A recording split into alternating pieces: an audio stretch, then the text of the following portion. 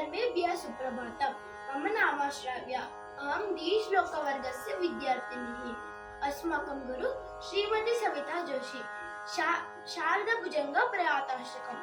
सुवक्षोजकुम्भां सुधापूर्णकुम्भां प्रसादावलम्बां प्रपुण्यावलम्बां सदा सिन्धुबिम्बं सदा नोष्टबिम्बां भजे शारदाम्बां मजस्रं वदम्बां कटाक्षे दयाद्रे करे ज्ञानमुद्रां कलाभिर्विरिद्रां कलापै सुमद्रां पुरस्त्रीमिनिन्द्रां पुरस्तुङ्गभद्रां भजे शारदाम्बां मजस्रं वदम्बां ललामां कपालां रसज्ञानलोलां स्वभक्तैकपालां यशश्रीकपोलां करे त्वक्षमालां कनत्पत्नलोलां भजे शारदाम्बां मजस्रं वदम्बां सुसीमन्तवेणीं दृशानिर्जितैणीं रमकीरवाणीं नमद्वर्धपाणीं सदा मन्दरास्यं मुदा चिन्त्यवेणीं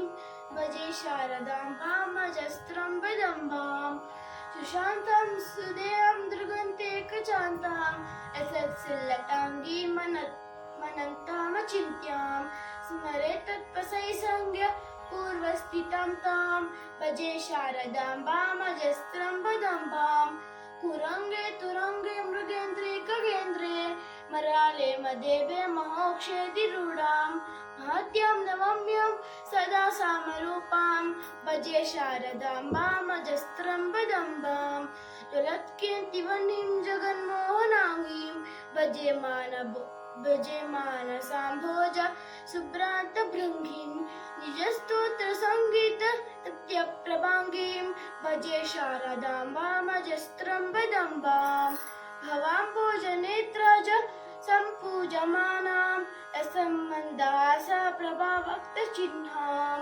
चलच्चञ्चलाचारु ताटङ्ककर्णां भजे शारदाम्बां मजस्रं वदम्बाम् इति श्री शारदाभुजङ्गप्रयाताष्टकं सम्पूर्णम्।